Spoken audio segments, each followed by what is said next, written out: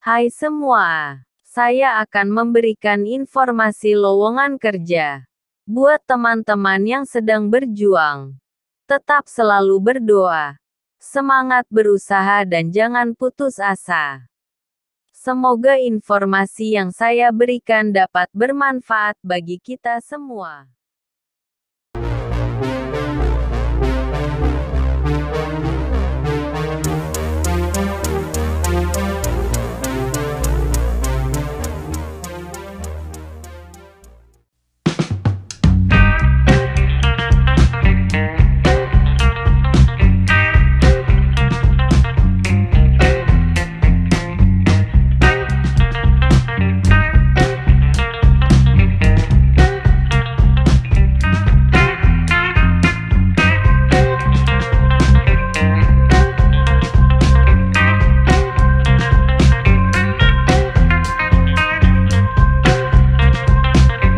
Semoga apa yang kalian impikan bisa terwujud dan sukses selalu.